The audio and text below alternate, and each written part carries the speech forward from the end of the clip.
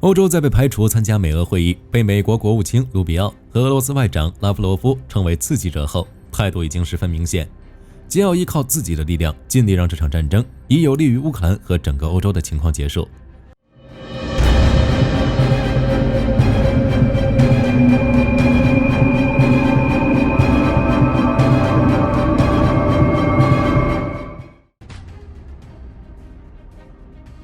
2月19日，欧盟通过决议对俄罗斯实施第16轮新制裁，制裁方案得到27个欧盟成员国的批准。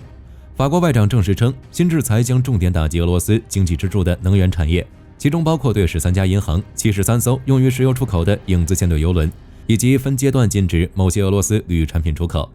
此外，更多协助俄罗斯战争的个人和公司也将成为制裁对象。与此同时，法国呼吁欧盟领导人召开第2次的紧急会议，深入讨论乌克兰和欧洲的安全问题。这一次，巴黎邀请了捷克、希腊、比利时、罗马尼亚和北欧以及波罗的海等国。另外，乌克兰的欧洲合作伙伴还将继续支持乌克兰的军事和国防工业基地。如立陶宛国防部2月19日宣布，作为2月12日拉姆施泰因会议期间准备了价值8000万欧元援乌计划的一部分，新交付了一批卡车、热成像瞄准具等装备，以运抵乌克兰。据立陶宛国防部估计，立陶宛到2025年对乌克兰的军事支持可能达到10亿欧元。并表示，立陶宛计划将其支持重心放在乌克兰的防空、弹药、无人机和反无人机需求，以及乌克兰国内武器生产融资上。按照如今局面，欧洲现在能做的就是继续支持乌克兰，并提升自己的军事能力。至于俄罗斯说的不反对乌克兰加入欧盟，明面上佩斯科夫称这是基辅的主权，但其实是以退为进，再次重申俄罗斯反对乌克兰加入北约的立场。毕竟在欧盟内部有匈牙利在，其总理欧尔班算是欧盟内最亲俄的领导人，也一直反对欧洲援助乌克兰，因此即便乌克兰加入欧盟，俄罗斯也能对其产生影响。目前欧洲已经意识到了这一点，匈牙利在欧盟内部备受排斥，乃至有声音要将其踢出去。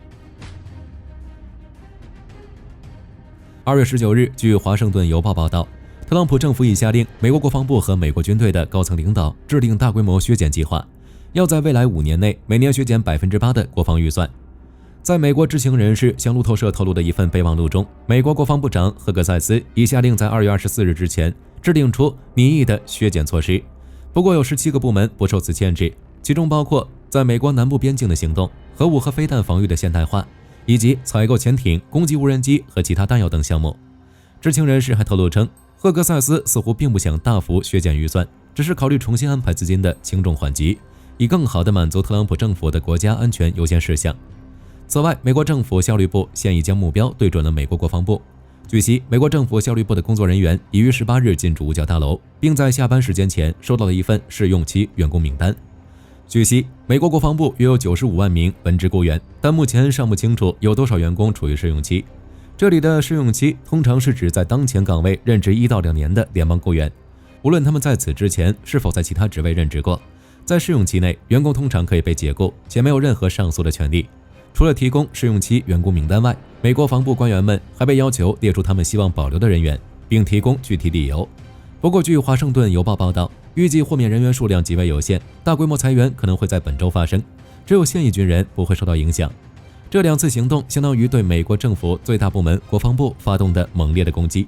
如果得以实施，将成为自2013年以来控制五角大厦开支的最大举措。对美国内部官员而言，该削减计划被视为危机，但对纳税人来说自然是高兴的。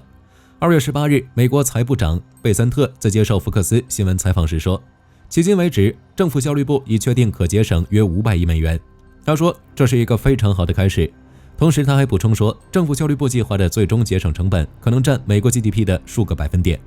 此前，政府效率部也在其网站上展示了其团队成果，总节省金额为550亿美元，并公布了170亿美元的节约细节。马斯克对此表示，在对美国政府进行成本削减时，他的目标是最大程度的透明化。根据网站上的数据，目前节省金额最多的部门是美国国际开发署，其次是教育部。此外，人事管理局、卫生与公众服务部、农业部、国土安全部也名列前茅。至于民众担心的隐私问题，贝森特强调无需担心。他说，财政部内只有2名政府效率部成员，其他们行为有非常严格的限制，如在支付系统中，他们仅能查阅数据，无法进行修改。据莫斯科时报报道，俄军是第235驻军军事法庭逮捕了禁卫军少将康斯坦丁·里亚比赫，原因是里亚比赫被指控收受了1500万卢布的贿赂，目前其已被解职。至于其他细节，则尚未有更多披露。根据俄罗斯信息显示，里亚比赫于2022年12月获得俄罗斯少将军衔，此前他曾担任第3910号军事单位的指挥官，协助警方维护公共秩序。不过，该部门于2017年解散。此外，这次事件也非常有趣，因为根据过往资料，逮捕利亚比赫并非俄罗斯国民警卫队中第一起因内部腐败而受关注的案件。例如，去年11月，第235驻军军事法庭还逮捕了俄罗斯警卫队后勤副负责人。据马萨电报频道报道，该负责人以终止4.8亿卢布合同为威胁，向一家装配式建筑模块供应商索要1.4亿卢布的贿赂，最终导致事情败露。根据航空学家网站报道，美国陆战队在亚利桑那州油马训练场试射了一款新型导弹，其暂时命名为远程精确火力。在此次测试中，美军首度由 AH-1Z 直升机担任载台，并以无线传输模式执行导弹射击流程，最终成功命中模拟目标，验证了对地打击能力。需要注意的是，美陆战队并未公布 LRPF 的性能与技术细节，其开发进度也被列入高机密等级。但通过这次测试显示，其能够通过软件与战术网络整合，可执行距外打击任务。而且，作为该导弹的试射平台 ，AH-1Z 直升机还于去年6月首度试射了 AGM-179导弹，验证了该机的火力打击能力。据此推测，后续 LRPF 导弹的相关用途可能会用于优先打击敌军舰艇的感测器与武器装备等。据 X 平台军队认可网报道，俄罗斯北方造船厂近期发布了最新的年度财务报告，显示已接到4艘22350型护卫舰的订单，以及首艘升级版22350M 型舰艇的建造计划。报道指出，俄罗斯的22350型护卫舰又被称为格尔什科夫海军元帅级护卫舰，目前有3艘服役，分别为格尔什科夫海军上将号、卡萨托诺夫海军上将号、格洛夫科海军上将号。该型护卫舰是苏联解体后俄罗斯海军唯一重新研发生产的远洋水面作战舰艇，其由北方设计局设计，全长约135米，宽16米，满排水量约5400吨，最大速度约每小时54公里，搭载有32单元垂直发射系统，可发射 9M96、9M100 防空导弹、口径巡航导弹、P800 宝石反舰导弹以及首次登舰部署的锆石高超音速导弹。至于22350M 型护卫舰，则暂称为超级格尔什科夫，属于22350型的升级版。与前版本相比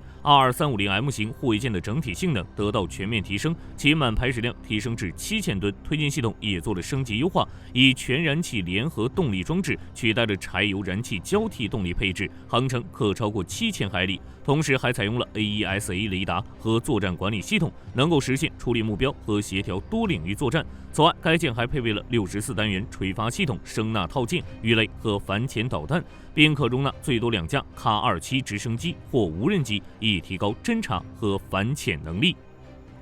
好了，本期节目到这里就结束了。大家觉得美国是否会保持对俄罗斯的制裁？欢迎在评论区留言讨论。我是火力军，下期再见。